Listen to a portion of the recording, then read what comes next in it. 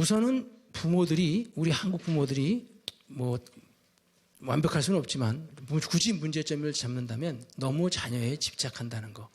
그래서 자녀의 독립을 막고 있다는 거. 그거 말씀드렸어요.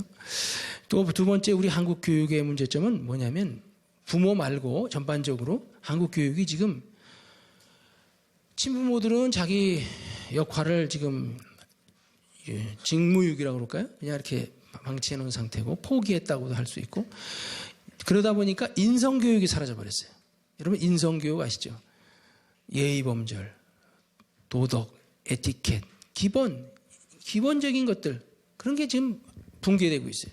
특히 중학교 애들은 뭐 기대하지 인사하는 건 아예 기대도 안 해. 저희도 교회 학교에서 보니까 정말 교회에 나와주는 것만도 고마워.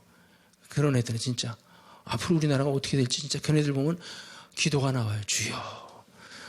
요즘 그러더라고요. 걔네들이라고 그건 저 새끼들이라고 그러더라고. 저 새끼들 인간 되게 해주시옵소서 이렇게 기도한대.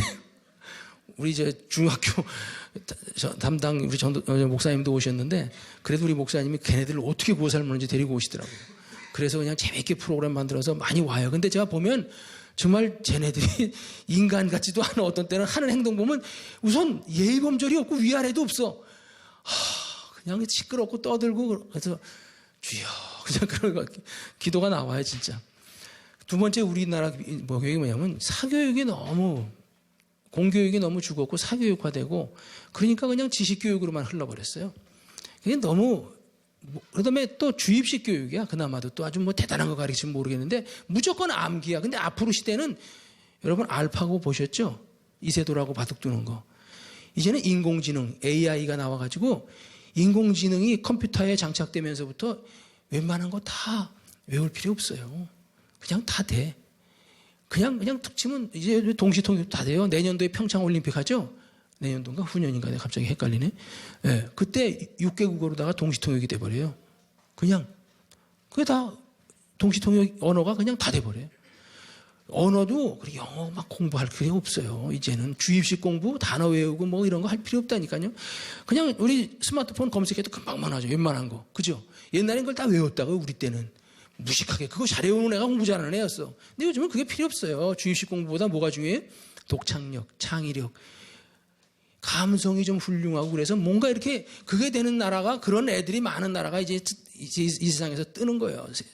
치고 나가는 거란 말이에요. 근데 우리나라 교육은 계속 주입식이야. 뭔가 잘못돼도 한참 잘못돼 있죠. 그 다음에 순종과 존경이 사라져버렸어요. 제가 93년도에 하와이에서 이 상담 스쿨을 할 때인데 그때 일주일씩 그 강사가 오는데 그 강사가 한 하루는 산책을 하는데 제가 이렇게 따라갔어요. 그랬더니 저한테 하는 얘기가 뭐라면 야, 니네 한국은 참 복받은 나라래. 왜 그러냐니까 93년도 얘기. 그때 뭐 우리나라 그렇게 썩 잘 살지도 않을 때인데 니네 나라는 리스펙트, 존경이 살아있다는 거예요. 미국은 존경이 사라진 나라래요. honor, 공경하는 거, 윗사람들 이게 없어졌다는 거예요. 거긴 뭐 그냥 조그만 애도 나한테 에브라함 그리고 내 이름 부르고 그래요. 저 자식이 그냥 내가 그랬다 처음에는 몰랐지. 근데 걔네들은 그럴 수밖에 없어. 다른 게 없어 존칭이. 요만한 게 와가지고 그러니까 내 이름 딱딱 부르니까 기분 되게 나쁘더라고요 처음에. 근데 나중에 보니까 이해가 가더라고요. 근데 그 강사가 그래요. 존경이 사라진 사회는 사실은 좋은 사회가 아니라고. 그때는 제가 잘 몰랐어요. 우리나라가 그래. 존경이 사라졌어.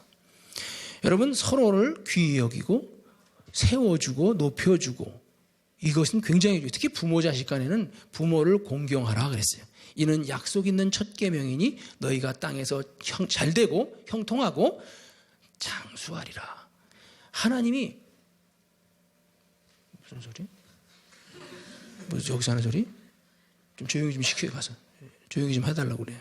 모르고 있는 것 같아 지금. 그러니까 우리가 약속 있는 첫 계명, 하나님이 약속 있는 첫 계명은 이거예요. 부모 공경이에요. 여러분 부모가 아무리 상처를 줬어도 부모와의 관계가 여기 있는 분 중에 혹시 소원하거나 좀 약간 단절되어 있거나 그런 분들은 그거부터 회복하세요. 다른 게 중요한 게 아니야. 그게 안 되면 하나님이 복을 못 주셔요. 하나님이 복을 못 주셔요. 놀라셨네. 갑자기 부모와의 관계를 회복하시려고 하시는 건가?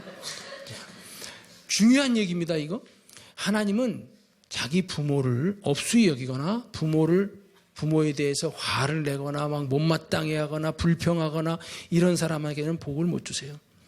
하나님이 제가 말씀드렸죠. 맨 처음에 복 받는 비결 제가 여기 브레이크 타임 하면서 여러 개 많이 말씀드립니다. 그 중에 하나예요. 이것도요. 부모를 잘하세요. 부모한테. 하나님이 부모한테 특히 가난한 자나 고아나 과부에게 구워주거나 베풀어 주는 거 있죠. 그건 하나님이 뭐라고 그러시는 줄 아세요? 내가 너한테 빚진 거다. 내가 갚아주마. 하나님이 띄어먹으시겠어요? 하나님은 띄어먹지 않으시잖아요. 그러니까 부모한테 잘하면 내가 갚아주마. 그거는.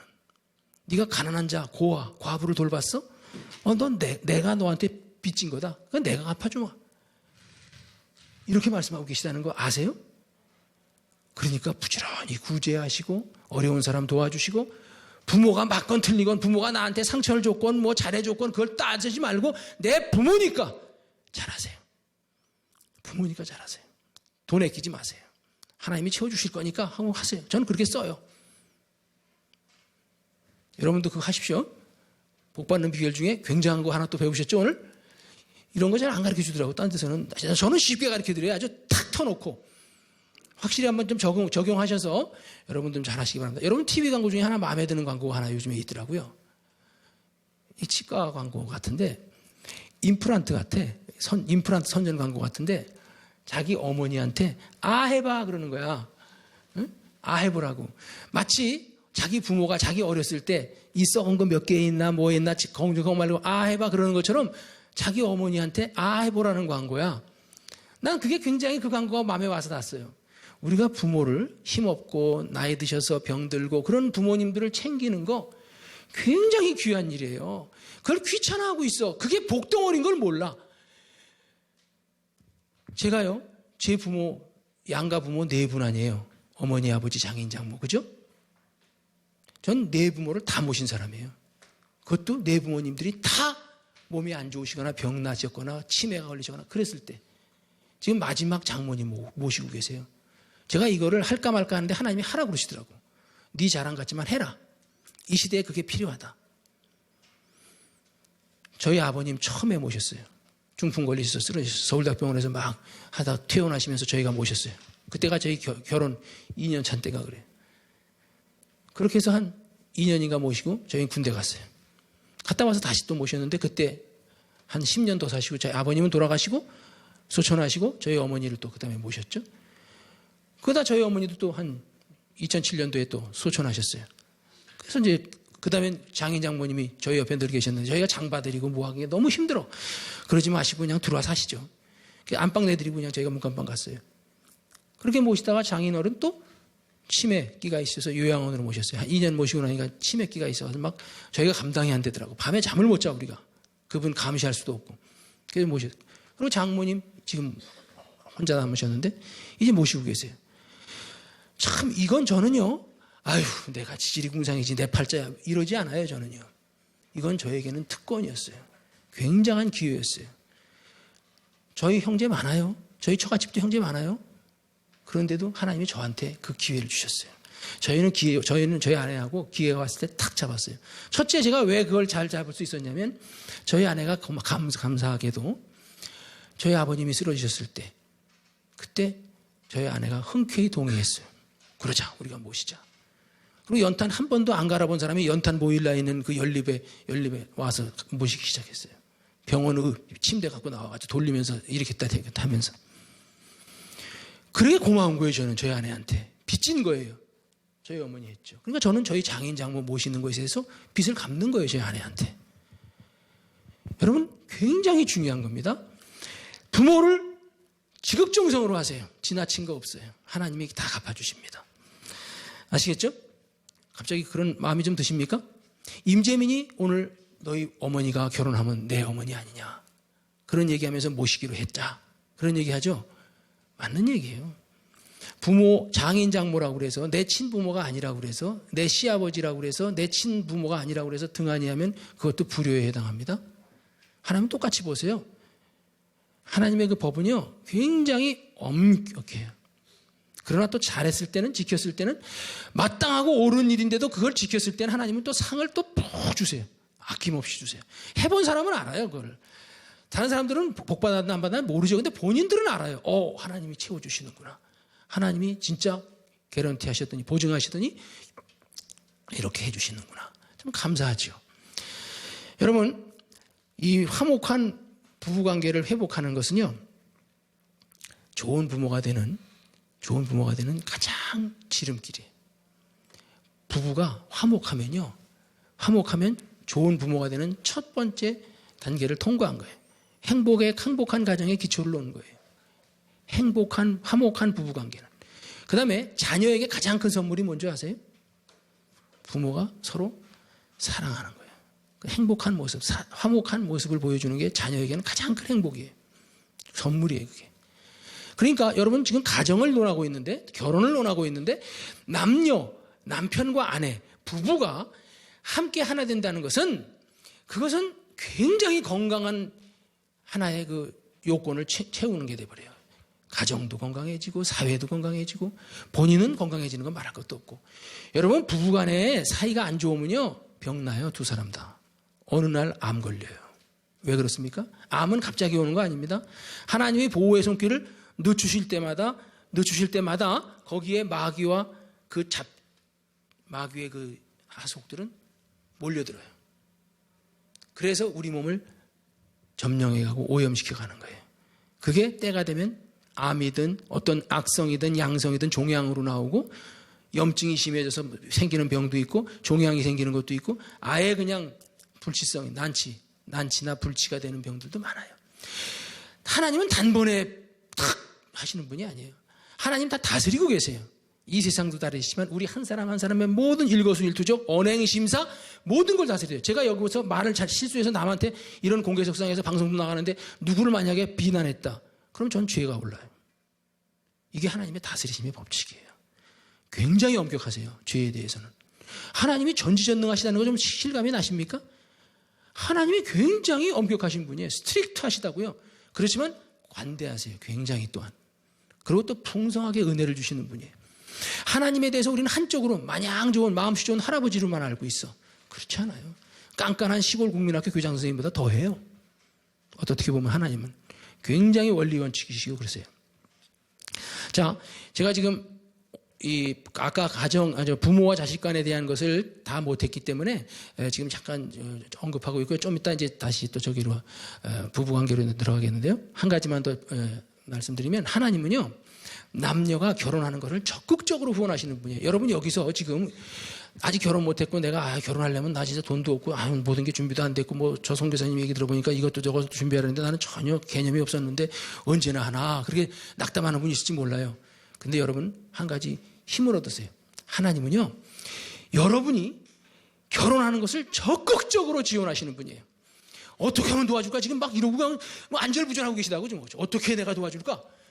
우리가 기도하고 찾기만 하면 하나님 도와주세요. 왜? 그래야 하나님의 나라가, 이 역사가 이루어지고 하나님의 경륜이 스케줄대로 진행돼요. 이 세상을 다스리시고 창조하신 하나님은 마지막 심판하시기 전까지 뭔가를 이루시기를 원하셔. 아무도 멸망치 않고 다 구원 얻기를 원하세요. 그렇기 때문에 하나님의 그 일에는 믿는 사람들이 가정을 이루는 것이 굉장히 중요한 거예요. 하나님 입장에서는 나 하나가 결혼하는 게 하나님 입장에서는 뭐가 그렇게 중요해? 그렇게 생각하실지 모르겠어요. 근데 그렇지 않아요. 하나님은 굉장히 믿는 하나님의 자녀된 여러분들이 잘 되기를 원하시고 행복하기를 원하시고 행복한 가정을 이루기를 원하세요. 먼저 결혼할 수 있도록 도와주세요. 가정의 회복을, 망가진 가정은 회복을 시키기를 원하시고 여러분들이 그 역할을 하셔야 돼요. 여러분들이 마중물이 되세요. 여러분 가정에 문제가 있다면, 부모님에게 문제가 있다면 부모님을 위해서 기도하시고 뭔가 역할을 하세요. 디딤돌 역할을 하세요. 여러분이 할 역할들이 분명히 있어요. 하나님이 여러분을 쓰기를 원하세요. 가정 회복을 위해서. 또 이 세상을 온전히, 하나님의 나라가 온전히 확장되고 하나님의 영광이 드러나고 하나님의 은혜가 함께 누려지기 위해서 하나님 그걸 원하신단 말이죠. 아시겠죠?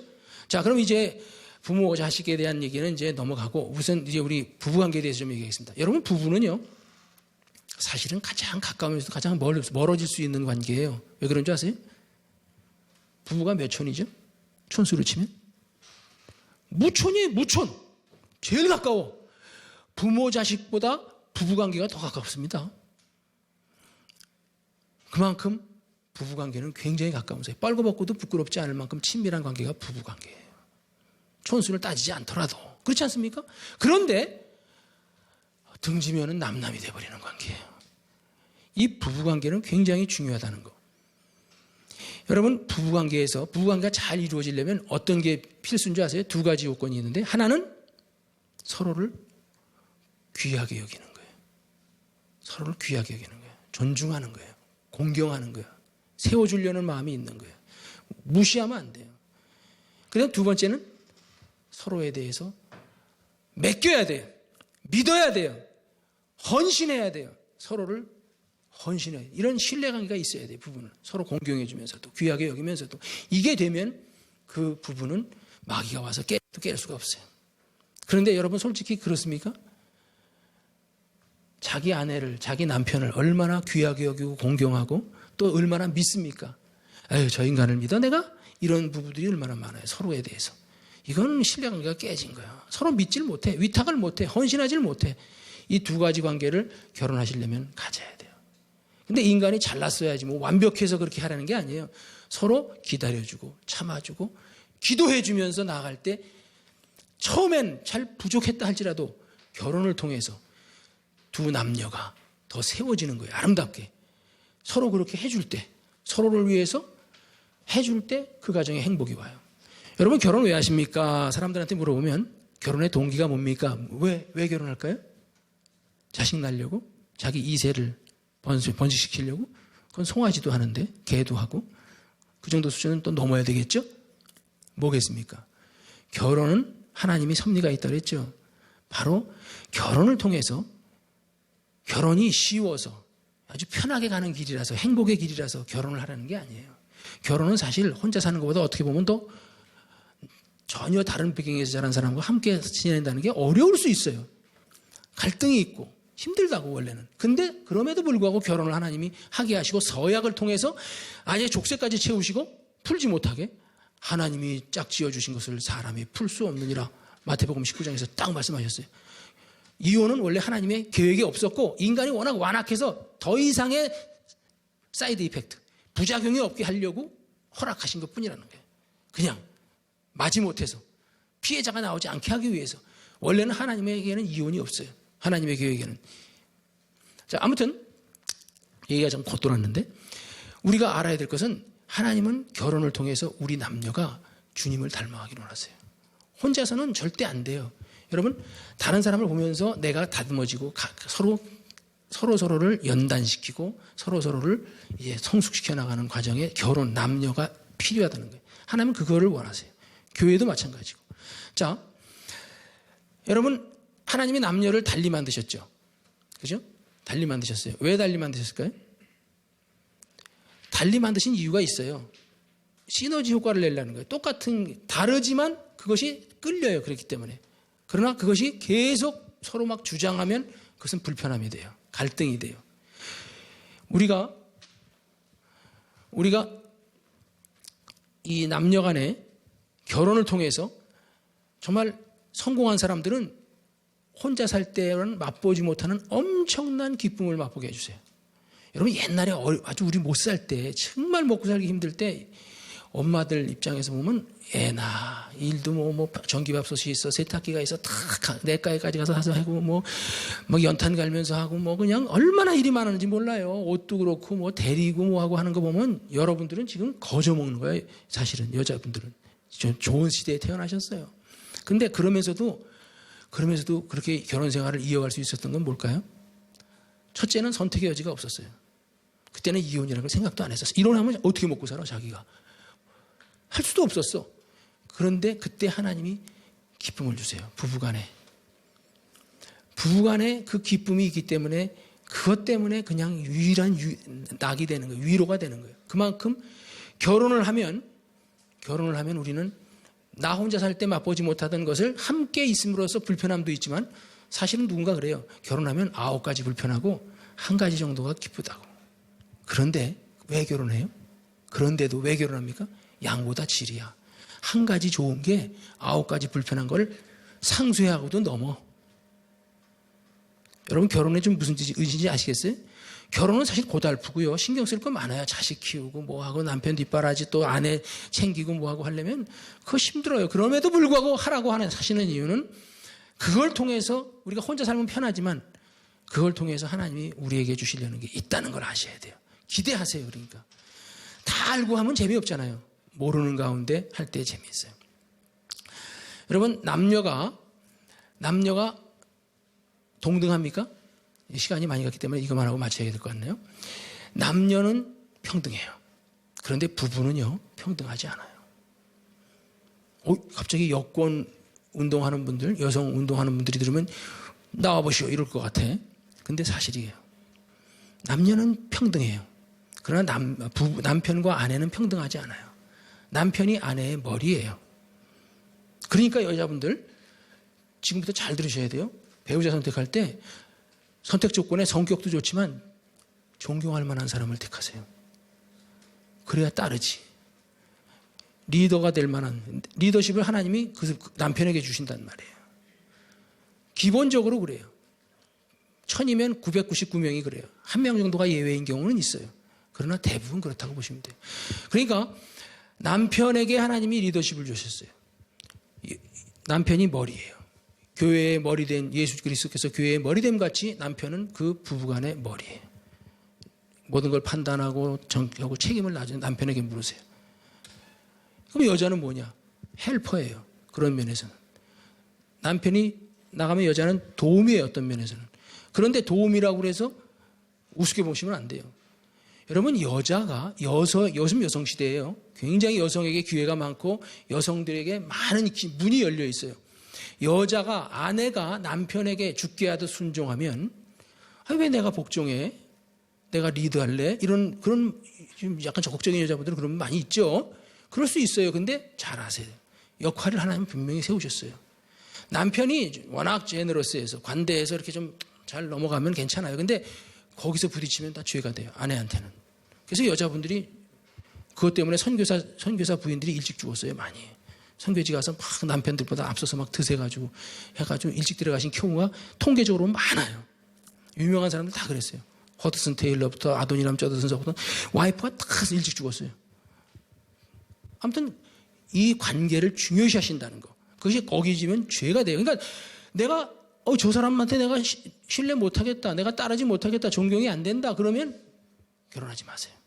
여자분들은 그걸 중요시 하셔야 돼요. 근데 재밌는 게 여자들이 대신 조언할 수 있고요. 건의할 수 있어요. 그러나 주장하면 안 돼요. 계속 막 고집 부리면 그건 주장이 돼버려요. 그 한계를 잘 정해서 지혜롭게 하시면 돼요. 어떤 여자가 그러더라고요. 어떤 여자 집사님이 그랬을 때 그래요. 남편이 머리라면 나는 뭐 목이 되지 뭐 그러는 거예요. 머리를 조종하는 건 목이니까. 맞는 얘기예요. 그 지혜로운 얘기라고. 자기가 굳이 머리가 되려고 그러지 말고 목이 움직이는 대로 머리는 가게 돼 있어요. 그 아주 지혜로운 방법이에요. 여러분 백엔머리 송사라는 거 아세요? 사극 보면 사극 왕들 옆에 왕비 후궁 뭐 첩 많잖아요. 그죠? 왜 그렇게 쟁탈전을 벌입니까? 누가 왕을 모시느냐 오늘 밤. 그에 따라서 밤에 소원하면서 그 사람의 의견이 다 반영이 되는 거예요. 이 정도로 여자들의 이 입김은 대놓고는 아니지만 외유내강이에요. 겉으로는 부드러운 것 같아 속으로는 굉장히 힘이 있단 말이에요. 실제로 남자들은 단순해요. 하나님이 리더십을 맡겼지만 단순하다고. 여러분 미국의 최초 유일무이한 4선 대통령이 있어요. 루즈벨트 대통령, 프랭클린 루즈벨트 대통령이 있어요. 그분이 어떤 분이냐면 바로 그 와이프 때문에 사실은 대통령이 됐어요. 그리고 그가 사실은 39세에 그분이 소아마비 이게 갑자기 이게 척수 이게 병이 와가지고 하반신 불수가 됐어요. 그거를 그때 그 사람이 휠체어 타고 다닐 때 부인이 끌어줬단 말이에요. 그때 프랭클린 대통령이 루즈벨트 대통령이 그랬어요. 자기 와이프한테 여보 당신 나 아직도 사랑해? 나 다리가 이렇게 마비가 됐는데. 그러니까 그때 그 부인이 뭐라는 줄 아세요? 내가 당신 다리하고 결혼했는 줄 알아요? 난 당신 인격을 보고 결혼했어요. 그러면서 확 도전 준 거예요. 그때부터 이 루즈벨트 대통령이 좌절하지 않고 해가지고 4선 대통령이 되고 미국을 살린다. 미국의 루즈벨트 대통령이 없었다면 폭동이 일어났을 것이다라고 역사가들은 말할 정도로 제2차 경제공황 있었을 때 아주 그때 막 어려울 때예요. 굉장히 미국이. 그때 뉴딜 정책을 써가지고 살려냈어요. 그 다음에 제2차 세계대전에서 독일이 막 승승장구할 때 유럽이 영국도 다 막 그냥 망해가고 있을 때 그때 프랭클린 루즈벨트 대통령이 참전하면서 유럽을 구해냈어요. 그래서 연합군이 승리하게 만들었어요. 세계 역사를 움직인 그런 장본인이에요. 여러분 중요한 거는 여자가 별로 역할이 도움이 같지만 굉장히 큰 일들을 하고 있다는 것을 역사적으로 지금 제가 시간이 없기 때문에 한 서너 가지 더 준비했는데 지금 못해요. 그렇다는 것만 알고 계세요. 내가 남편이 머리고 내가 헬퍼라고 그래서 절대로 이건 하나님 불평등이 아니에요. 하나님은 공평하지. 질서상의 문제예요. 우열의 문제가 아니에요. 이거는요. 남편과 아내의 문제는.